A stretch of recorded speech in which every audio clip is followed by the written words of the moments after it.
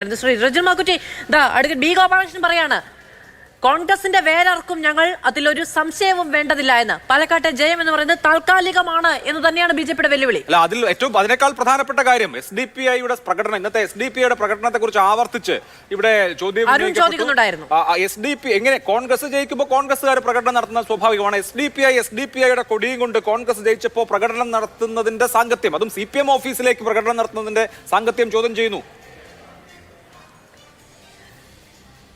അല്ല ശ്രീ അഭിലാഷേ, ഒന്ന് രണ്ട് കാര്യങ്ങൾ എനിക്ക് മറുപടി പറയേണ്ടതായിട്ടുണ്ട്. ഇപ്പോൾ ഒന്ന് ആദ്യം BJP വക്താവുമായി ബന്ധപ്പെട്ട കാര്യങ്ങൾ പറയാം. അത് കോൺഗ്രസിൻ്റെ വേരിറക്കൂ എന്നൊക്കെ അദ്ദേഹം പറയുമ്പോൾ യഥാർത്ഥത്തിൽ BJP വക്താവോ അല്ലെങ്കിൽ സുരേന്ദ്രനോ അതിനൊപ്പം നരേന്ദ്രമോദിയോ വിചാരിച്ചാൽ ഒരു ചുക്കും ചെയ്യാൻ കോൺഗ്രസ് സാധിക്കില്ല. അങ്ങനെ കോൺഗ്രസ് മുക്ത ഭാരത് എന്ന് പറഞ്ഞിട്ട് ഇന്ന് രാജ്യത്ത് ഇവരുണ്ടാക്കിക്കൊണ്ടിരിക്കുന്ന എല്ലാ നെറേറ്റീവിനെതിരായിട്ടുള്ള പോരാട്ടം നടത്തി തന്നെ കോൺഗ്രസ് മുമ്പോട്ട് വരുന്നുണ്ട്. ഇപ്പോൾ തെരഞ്ഞെടുപ്പിൽ ഞങ്ങൾ ചില സ്ഥലത്ത് പരാജയപ്പെട്ടിട്ടുണ്ടാവും, പക്ഷേ കോൺഗ്രസിനെ അങ്ങ് ഉമ്മാക്കി കാണിച്ച് ഇല്ലാതാക്കാൻ ഗോപാലകൃഷ്ണനല്ല അതിൻ്റെ മൂത്താപ്പ് വന്നാലും നടക്കില്ല. അതവിടെ വെച്ചേക്ക്, അത് മനസ്സിലിരുന്നാൽ മതി. അത് നടക്കുന്ന കാര്യമില്ല. ഒന്ന് പിന്നെ ഇവിടെ ഒരു പ്രധാനപ്പെട്ട ഒരു കാര്യം, ഇവിടെ കഴിഞ്ഞ ഈ പാലക്കാട് ഉൾപ്പെടെ തെരഞ്ഞെടുപ്പിനകത്ത് ഇപ്പോൾ നേരത്തെ പറഞ്ഞ പശുവിനെ വെട്ടി. ഞാൻ ചോദിക്കുകയാണ്, ഇവിടെ കോഴിയെ തിന്നുന്നവർക്ക് കോഴിയെ തിന്നാം, പോത്തിനെ തിന്നവർക്ക് പോത്തിനെ തിന്നാം, അതോടൊപ്പം തന്നെ പന്നിയെ തിന്നവർക്ക് പന്നിയെ തിന്നാം, ഒട്ടകത്തെ തിന്നവർക്ക് ഒട്ടകത്തെ തിന്നാം. നിങ്ങൾ ഇന്നേ ഭക്ഷണം കഴിക്കാൻ പാടില്ല എന്ന് പറഞ്ഞ് ആ ഒരു മനുഷ്യന്മാരെ കൊല്ലാൻ ഇവർക്ക് ആരാണ് അധികാരം കൊടുത്തത്? ബീഫ് കഴിക്കാൻ പാടില്ല എന്ന് പറഞ്ഞ ആളുകളെ കൊല്ലുമ്പോൾ അതിനെതിരായിട്ടുള്ളൊരു പ്രതിഷേധം മൂരിക്കൂട്ടനെ അറുത്തുകൊണ്ട് സമരം നടത്തി എന്നുള്ള സത്യമാണ്. സ്വാഭാവികമായി ആ സമരത്തിൻ്റെ പേരിൽ ഏറ്റവും കൂടുതൽ വേട്ടയാടപ്പെട്ടിയ ഒരാളാണ് ഞാൻ. അതിൻ്റെ പേരിൽ ഈ പാലക്കാട് സുരേന്ദ്രൻ്റെ ഏറ്റവും വലിയ ക്യാമ്പയിൻ, പശുവിനെ വെട്ടിയവൻ, പശുവിനെ അറുത്ത് മാംസം കൊടുത്തവൻ രാഹുൽ മാങ്കൂട്ടൻ. ഞാനും ഗുരുവായൂർ അമ്പലത്തിൽ ക്ഷേത്ര ദർശനത്തിൽ പോയപ്പോൾ ഒരു ഫോട്ടോ ഇട്ടപ്പോൾ റിജിൽ മാക്കുറ്റി എന്ന് പറയുന്ന പശുവിനെ വെട്ടിയവൻ്റെ കൂടെയാണ് ഇവൻ ഈ സ്ഥാനാർത്ഥി എന്ന് പറഞ്ഞ് അഗ്രഹാരങ്ങളിൽ വീടുകളിൽ നേരിട്ട് പോയതാരെന്നറിയോ? ഈ പറയുന്ന സുരേന്ദ്രനായിരുന്നു. BJPയുടെ വക്താക്കന്മാരായിരുന്നു. ചാനൽ ചർച്ചകളിൽ മുഴുവൻ അവർ പറഞ്ഞൊരു കാര്യമായിരുന്നു, അഗ്രഹാരങ്ങളിലെ ബ്രാഹ്മണന്മാരായിരിക്കുന്ന ആളുകൾ പോലും ആ കാര്യം കേട്ടിട്ടില്ല എന്നുള്ളതാണ്. അതിൻ്റെ വസ്തുത എന്താണ്? എന്നെ തീവ്രവാദി എന്നാണ് സുരേന്ദ്രൻ വിളിച്ചത്. അപ്പോൾ കള്ളപ്പണം നടത്തി രാജ്യദ്രോഹം നടത്തി യഥാർത്ഥത്തിൽ തീവ്രവാദിയും രാജ്യദ്രോഹം സുരേന്ദ്രനാണ് എന്ന് പാലക്കാട്ടിലുള്ള ജനങ്ങൾ കണ്ടതുകൊണ്ടാണല്ലോ ഈ വലിയ രൂപത്തിലെ പരാജയം ഉണ്ടായത്. ഇവിടെ കൃഷ്ണകുമാർ ജയിക്കും എന്നുള്ളതാണ് പറഞ്ഞത്. പ്രതിപക്ഷ നേതാവ് വീട്ടിൽ പോയിരിക്കണം, രാജിവെക്കണം എന്നാണ് പറഞ്ഞത്. ഞങ്ങളുടെ താമര വിരിയും എന്നാണ് പറഞ്ഞത്. എന്നാണ് വടക്കുനാഥ ക്ഷേത്രത്തിൽ നിന്ന് വിശ്വനാഥ സ്വാമികളുടെ പാലക്കാടിലെ താമര വിരിയാൻ പോകുന്ന ഫേസ്ബുക്ക് പോസ്റ്റ് ഇട്ടവരാ. എന്നിട്ട് എന്തേ പാലക്കാട്ടിലെ ജനങ്ങൾ, അവിടുത്തെ മതനിരപേക്ഷവാദികൾ നിങ്ങൾക്കെതിരായി ചിന്തിച്ചത് എന്ന് നിങ്ങൾ മനസ്സിലാക്കണം. അതുകൊണ്ട് പശുവിനെ വെട്ടി രോദനമല്ലാതെ അതൊന്നും ഒരു കാര്യമല്ല. അതിന്റെ ഇതിലേക്ക് ഞാൻ പോകുന്ന ഒരുപാട് ഈ നാട്ടിനകത്ത്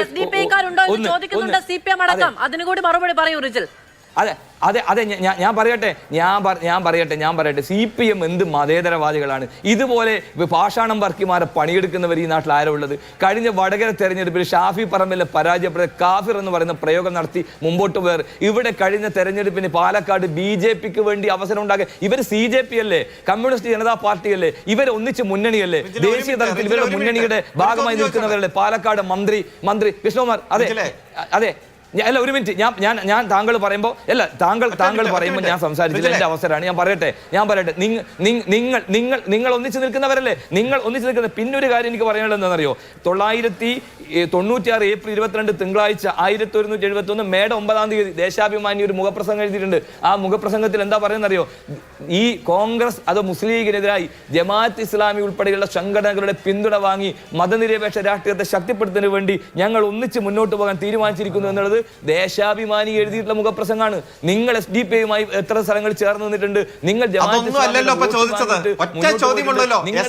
ഇന്ന് നടത്തിയ പ്രകടനത്തെ നിങ്ങൾ അനുകൂലിക്കുന്നുണ്ടോ? അതുകൊണ്ട് രാഹുൽ മാങ്കൂട്ടിൽ വിജയിക്കുമ്പോൾ എങ്ങനെ SDPക്ക് പ്രകടനം നടത്താൻ പറ്റും? ജമാഅത്തെ ഇസ്ലാമിക്ക് പ്രകടനം നടത്താൻ പറ്റും? ഞങ്ങൾ ചേലക്കരയിൽ വിജയിച്ചല്ലോ. ഞങ്ങളെ പ്രതികൃതിച്ചുകൊണ്ടോ ഞങ്ങളുടെ സ്ഥാനാർത്ഥിക്ക് വേണ്ടിയോ ഒരാളും പ്രകടനം നടത്തിയില്ലല്ലോ. ഇത്തരത്തിലുള്ള വർഗീയവാദികളുടെ വോട്ട് വേണ്ട എന്ന അന്തസ്സായി ഞങ്ങൾ പറഞ്ഞു. അത് ഭൂരിപക്ഷ വർഗീയതയുടെയും വേണ്ട, ന്യൂനപക്ഷ വർഗീയതയുടെ വേണ്ട എന്ന് പറഞ്ഞു. അതുകൊണ്ട് ഞങ്ങൾക്ക് വേണ്ടി ഒരു വർഗീയവാദികളും പ്രകടനം നടത്തുന്നില്ല. ഒരാളും ഞങ്ങളെ പ്രോത്സാഹിപ്പിച്ച് സംസാരിക്കുന്നില്ല. തെരഞ്ഞെടുപ്പ് രാഷ്ട്രീയത്തിന് വേണ്ടി നിങ്ങൾക്ക് ഭൂരിപക്ഷ വർഗീയതയുടെ വോട്ട് വേണം, ന്യൂനപക്ഷ വർഗീയതയുടെ വോട്ട് വേണം. ജനങ്ങൾ പ്രചാരവേല നടത്തിയത് കടയിൽ നിന്ന് അങ്ങ് കട മാറിയാൽ ഫാക്ടറി മാറിയാണോ മറുപടി പറയുമല്ലോ. നിങ്ങൾ മൂന്നാം സ്ഥാനത്ത് പോയത് എന്താ? നിങ്ങളുടെ സ്ഥാനാർത്ഥി ഞാൻ ജയിച്ച MLA ഷാഫി പറമ്പിലിന്റെ ഓഫീസിലേക്ക്, പ്രതിപക്ഷ നേതാവിന്റെ വീട്ടിലേക്ക്, UDF എഫിന്റെ കമ്മിറ്റി ഓഫീസിലേക്ക് പോയിട്ട് എന്തേ നിങ്ങൾ 3-ാം സ്ഥാനത്ത് തന്നെ വന്നത്? നിങ്ങളായിരുന്നു ഇവിടുത്തെ MLA ഷാഫി പറമ്പിൽ.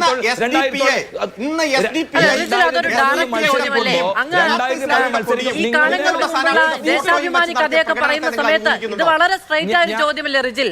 ഇത് വളരെ സ്ട്രൈറ്റ് ആയ ഒരു ചോദ്യമല്ലേ? SDP ഇന്ന് നടത്തിയ ഈ പറയുന്ന വിജയാഹ്ലാദ പ്രകടനം നിങ്ങൾ അഡ്മിറ്റ് ചെയ്യുന്നുണ്ടോ? നിങ്ങൾ അത് സ്വീകരിക്കുന്നുണ്ടോ ഇല്ലയോ?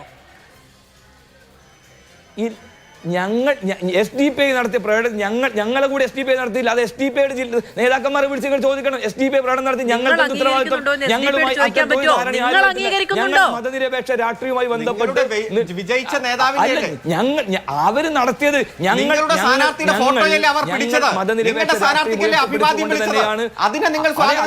നിങ്ങൾക്ക് പറയാലോ. അതെ, അത് അവരോട് ചോദിക്കുന്നേ. അത് അവരോട് ചോദിക്ക്. നിങ്ങൾക്ക് BJP-ക്ക് വേണ്ടി നിങ്ങൾ ജയിപ്പിക്കുന്നതിന് വേണ്ടി BJP-ക്കാനല്ലേ? നിങ്ങൾ BJP-യെ ജയിപ്പിക്കാൻ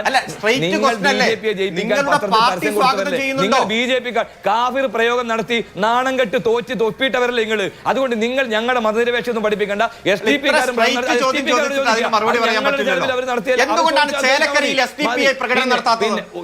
എന്തുകൊണ്ടാണ് ചേലക്കരയിൽ ഒരു വർഗീയവാദികളും പ്രകടനം നടത്താത്തത്? ഒരു മുദ്രാവാക്യം പോലും ആരും വിളിക്കാത്തത്? കാരണം ഞങ്ങൾ പറഞ്ഞു വർഗീയവാദികളുടെ വോട്ട് വേണ്ട, അത് ഭൂരിപക്ഷ വർഗീയതയായാലും ന്യൂനപക്ഷ വർഗീയതയാലും ഞങ്ങൾക്ക് വേണ്ട. തെരഞ്ഞെടുപ്പ് വരും പോകും, വിജയിക്കും തോക്കും. പക്ഷേ ഈ നാടിന്റെ മതനിരപേക്ഷത കാത്തു സൂക്ഷിക്കാൻ ഞങ്ങൾ വോട്ട് വേണ്ട എന്ന് പറഞ്ഞു. നിങ്ങൾ ഒരിക്കലും ആ വോട്ട് വേണ്ട എന്ന് പറഞ്ഞില്ല. നിങ്ങൾ ചെയ്യുന്നവരൊക്കെ ചെയ്തോളാൻ പറഞ്ഞു. അപ്പൊ അഭിവാദ്യ പ്രകടനം ഉണ്ടാവും. നിങ്ങളുടെ വിജയിച്ച ഫോട്ടോ വയ്ക്കും, അതിനെ നിങ്ങൾക്ക് സ്വാഗതം ചെയ്യേണ്ടി വരും. എന്നിട്ട് ഈ വ്യത്യസ്തമായ നിലപാടെടുക്കല്ലേ? വിളിച്ചവരല്ല ഞങ്ങൾ അതിന്റെ പേരിൽ നിങ്ങളെ സ്വാഗതം ചെയ്യുന്നുണ്ടോ ഇല്ലയോ? നിങ്ങളുടെ ജയിച്ച കാൻഡിഡേറ്റിന്റെ ഫോട്ടോ വെച്ചല്ലേ അവർ പ്രകടനം നടത്തിയത്? നമുക്കൊരു ഇടവേള അനിവാര്യമുണ്ട്. ഒരൊറ്റ മിനിറ്റ് റിജിൽ, ഒരൊറ്റ മിനിറ്റ് റിജിൽ. SDP നടത്തിയ പ്രകടനം നിങ്ങൾ അംഗീകരിക്കുന്നുണ്ടോ ഇല്ലയോ? സ്ട്രൈറ്റ്. ഞങ്ങൾ വിജയം മതനിരപേക്ഷ രാഷ്ട്രീയവുമായി ബന്ധപ്പെട്ട് പാലക്കാട് നടത്തിയ വിജയമാണ്. ആ വിജയത്തിനകത്ത് ഞങ്ങൾ പ്രകടനം നടത്തിയിട്ടുണ്ട്. മറ്റാര് നടത്തിയതിനെ കുറിച്ച് ഞങ്ങൾക്ക് നോക്കേണ്ട ആവശ്യമില്ല.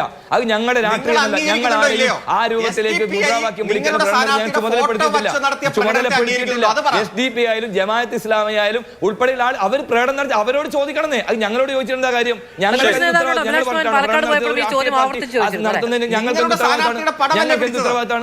എന്ത് ഉത്തരവാദിത്തമാണ്? ശരി, ഏതായാലും അവര് നടത്തിയ പ്രകടനത്തെ കുറിച്ച് അവര് പറയട്ടെ. ഞങ്ങൾ എന്തിനു പറയണം? SDP വീട് കയറി വോട്ട് ചെയ്ത്